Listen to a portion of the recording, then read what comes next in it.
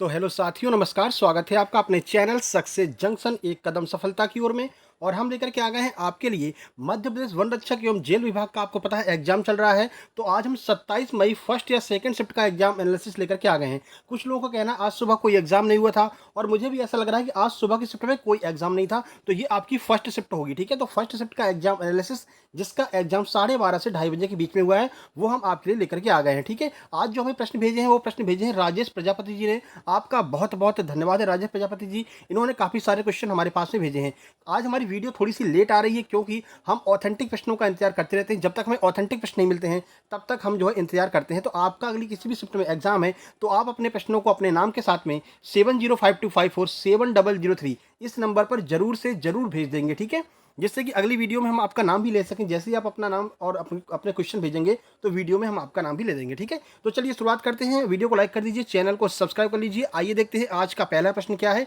एक एक प्रश्न के बारे में आपको डिटेल में जानकारी देंगे, क्योंकि आज बहुत सारे प्रश्न 2 दिन से जो प्रश्न हम करा रहे हैं वहाँ से रिपीट हुए हैं। तो आइए देखते हैं कौन कौन से प्रश्न रिपीट हुए हैं और कौन कौन से प्रश्न आपके लिए महत्वपूर्ण है। देखिए, तो आज का पहला प्रश्न था, भारत का सर्वोच्च नागरिक पुरस्कार कौन सा है? जो भारत का सर्वोच्च नागरिक पुरस्कार दिया जाता है वो कौन सा है? सही आंसर है भारत रत्न, जो है वो भारत का सर्वोच्च नागरिक पुरस्कार है। देखिए कुछ जानकारी, तो भारत रत्न सर्वोच्च नागरिक पुरस्कार है। भारत रत्न की शुरुआत पूछी जाती है तो 1954 से भारत रत्न की शुरुआत की गई थी। ठीक है, इस पुरस्कार को पाने वाले पहले प्रसिद्ध वैज्ञानिक कौन है? तो पहले प्रसिद्ध वैज्ञानिक है चंद्रशेखर वेंकट रमन। इनको सबसे पहले भारत रत्न पुरस्कार दिया गया था। ठीक है, इस पुरस्कार को अब तक 6 राष्ट्रपति को दिया जा चुका है। अब ये प्रश्न आपके एसएससी में पूछा गया था, अब तक कितने राष्ट्रपति को जो है भारत रत्न दिया गया है? तो कुल 6 राष्ट्रपति को अब तक भारत रत्न दिया जा चुका। ठीक है, खेल के क्षेत्र में यह पुरस्कार एकमात्र जो है सचिन तेंदुलकर को यह पुरस्कार दिया गया है। तो ये प्रश्न आगे बन सकता है कि भारत रत्न एकमात्र जो है खेल के क्षेत्र में किसे दिया गया है? तो सचिन तेंदुलकर को एकमात्र खेल रत्न, मतलब खेल के क्षेत्र में भारत रत्न पुरस्कार दिया गया। ठीक है, अगले देखिए, संविधान का मैग्ना कार्टा किस भाग को कहा जाता है? ये प्रश्न पूछा गया है। तो इसका सही आंसर हो जाएगा मौलिक अधिकार को संविधान का मैग्ना कार्टा कहा जाता है। ठीक है, चलिए इस प्रश्न के बारे में कुछ डिटेल में आपको जानकारी देते हैं। तो संविधान के भाग 3 अनुच्छेद 12 से लेकर के 35 तक में जो है मौलिक अधिकारों का वर्णन किया गया है, और इसी संविधान के भाग 3 को भारतीय संविधान का मैग्ना कार्टा कहा जाता है। ठीक है, मैग्ना कार्टा क्या होता है ये देख लीजिए। तो मैग्ना कार्टा अधिकारों का वह प्रपत्र है जिसे इंग्लैंड के किंग जॉन द्वारा 1215 में सामंतों के दबाव में जारी किया गया था। यह प्रश्न भी एक बार पटवारी में पूछा जा चुका है कि ये मैग्ना कार्टा का संबंध सबसे पहले किसने जारी किया था? तो किंग जॉन ने 1215 में इसको जारी किया था। ठीक है, आगे बढ़ते हैं। अगला प्रश्न है, पातालकोट में 90% जनजाति कौन सी निवास करती है? तो 90% जो जनजाति है वो गोंड जनजाति पातालकोट में निवास करती है। कुछ जानकारी देखिए इस प्रश्न के बारे में। देखिए लास्ट तक बने रहिएगा, लास्ट में आपको ये भी बताएंगे कि कितने लोग हमको टॉप 5 स्कोरर कौन कौन से मिले हैं। बहुत कम स्कोर आज देखने को मिला है। साथ ही साथ में आपका मैथ है, हिंदी है, इनकी भी आपको जानकारी हम लास्ट में देने वाले हैं। ठीक है, तो बने रहिएगा।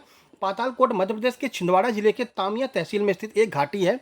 दक्षिण मध्य प्रदेश के छिंदवाड़ा शहर से लगभग ये कितना हो गया 55 किलोमीटर की दूरी पर यह स्थित है। चलिए, इस विशाल काय घाटी को काधर ताल लगभग, ये सब छोड़िए, इस विहंगम घाटी में गोंड और भारिया जनजाति आदिवासी सबसे ज़्यादा रहते हैं। सबसे ज़्यादा गोंड और भारिया रहते हैं, जिनमें जो 90% है वो आपको गोंड जनजाति देखने को मिलती है। एक प्रश्न यहाँ से एक और बनता है कि छिंदवाड़ा, जो छिंदवाड़ा है आपका, छिंदवाड़ा घाटी, वो किसके आकार की है? तो याद रखना घोड़े के नाल की आकार की है। ये प्रश्न आपका 2-3 बार पटवारी में और वनरक्षक और उसमें पूछा गया पुलिस में कि घोड़े के नाल के आकार की कौन सी घाटी है? तो छिंदवाड़ा को घोड़े के नाल के आकार की घाटी कहा जाता है, यानी कि छिंदवाड़ा के पातालकोट को ही घोड़े के नाल के समान देखा गया है। ठीक है, आगे बढ़ते हैं। मध्य प्रदेश का कौन सा जिला उत्तर प्रदेश से लगता है? ऑप्शन में आपके रीवा दिया होता है, और रीवा ही आपका बिल्कुल सही आंसर था। देख लेते हैं कुछ जानकारी की कौन कौन से महत्वपूर्ण जिले हैं जो लगातार एग्जाम में पूछे जाते रहते हैं। देखिए, तो देखिए कौन कौन से जिले लगते हैं। सिंगरौली हो गया, सागर हो गया, गुना हो गया, दतिया हो गया, सीधी हो गया, रीवा हो गया, सतना, पन्ना, छतरपुर, भिंड। ये ऐसे जिले हैं जो आपके उत्तर प्रदेश से टकराते हैं। ठीक है, निवाड़ी वगैरह ये सब इसी में आ जाएंगे। ठीक है ना।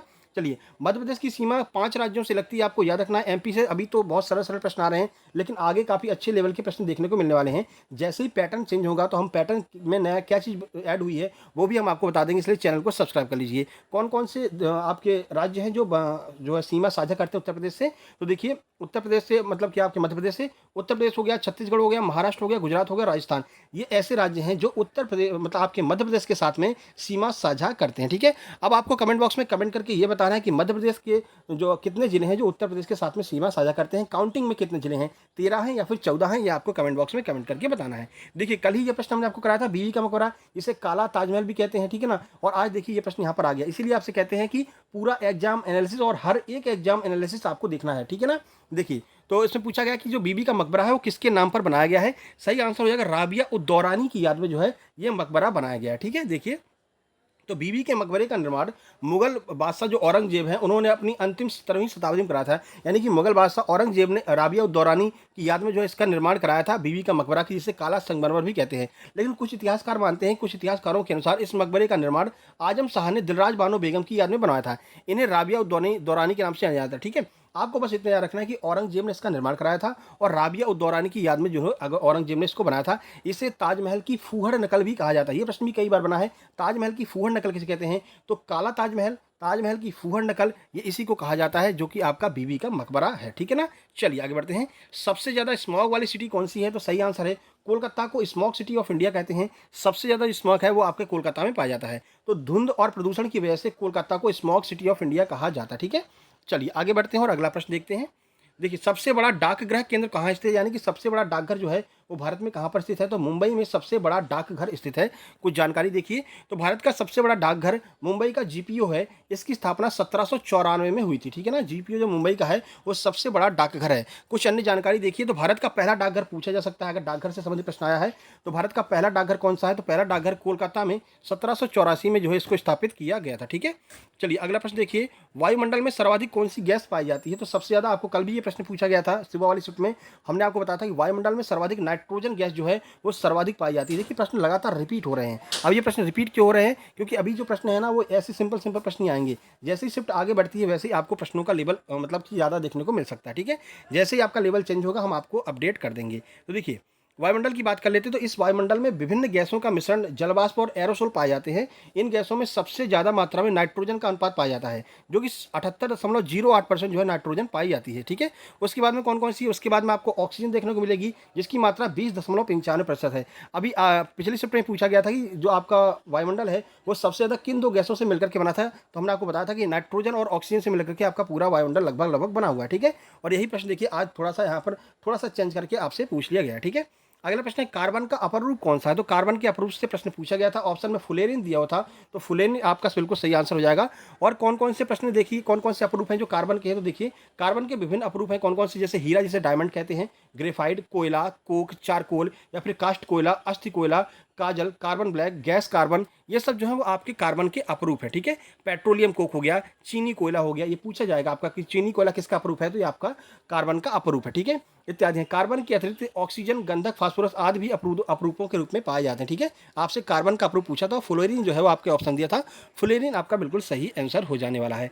अगला प्रश्न देखिए, चमगादड़ कौन सी तरंगों का उपयोग करते हैं, यानी कि चमगादड़ उड़ने के लिए कौन सी तरंगों का प्रयोग करते हैं। सही आंसर हो जाएगा अल्ट्रा वायलेट जो रेज होती है जिन्हें पराध्वनिक तरंगे कहते हैं, इनका उपयोग जो है चमगादड़ों के द्वारा उड़ने में किया जाता है। देखिए, तो चमगादड़ जो है पराध्वनिक तरंगों का निर्माण करते हैं। एक अध्वनिक तरंग एक तरंग है जो ध्वनि की गति से धीमी यात्रा करती है।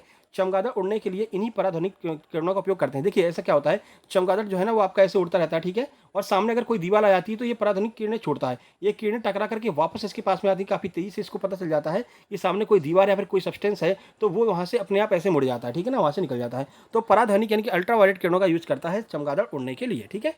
चलिए आगे बढ़ते हैं और अगला प्रश्न देखते हैं। अनुच्छेद 330 का संबंध किससे है, यह प्रश्न पूछा गया था।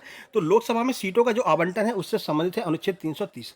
किसके सीटों के आवंटन से, आइए देख लेते हैं। तो संविधान के अनुच्छेद 330 के अनुसार लोकसभा में अनुसूचित जाति और अनुसूचित जनजाति के सदस्यों को जनसंख्या के अनुपात के आधार पर प्रतिनिधित्व किया जाता है। यानी कि SC ST की जो सीटें हैं वो जनसंख्या के आधार पर बांटी जाएंगी। इसका पूरा वर्णन आपको अनुच्छेद 330 में देखने को मिलता है। और ये प्रश्न आपका अनुच्छेद 330 से संबंधित पूछा गया था, ठीक है। वीडियो को लाइक नहीं किया मेरे भाई अभी तक, तो वीडियो को लाइक कर दीजिए। चैनल पर पहली बार है तो सब्सक्राइब करके नोटिफिकेशन बेल दबा लीजिए। हर शिफ्ट का एग्जाम एनालिसिस आपके पास में आने वाला है इसी चैनल पर, ठीक है।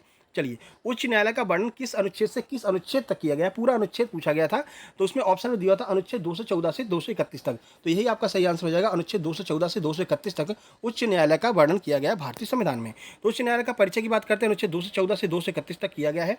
देखिए कुछ जानकारी, संविधान के अनुच्छेद 214 में उच्च न्यायालयों का प्रावधान किया गया है। इसमें कहा गया है कि प्रत्येक राज्य के लिए एक उच्च न्यायालय होगा, परंतु संसद विधि द्वारा एक से अधिक उच्च न्यायालयों का भी गठन कर सकती है। याद रखना, ये 214 में बताया गया है कि हर एक राज्य के लिए एक उच्च न्यायालय होगा, लेकिन संसद जो है वो कानून बना करके एक राज्य के लिए मतलब 2 राज्यों के लिए एक से अधिक उच्च न्यायालय का निर्माण कर सकती है। और ये आपका करंट अफेयर का प्रश्न पूछा गया, अंतर्राष्ट्रीय मुद्रा कोष की नई सीएफओ कौन है, यानी कि उप प्रबंध निदेशक कौन है अंतर्राष्ट्रीय मुद्रा कोष की। कल भी हमने आपको बताया था अंतर्राष्ट्रीय मुद्रा कोष के बारे में, कल हमने आपको जानकारी दी थी।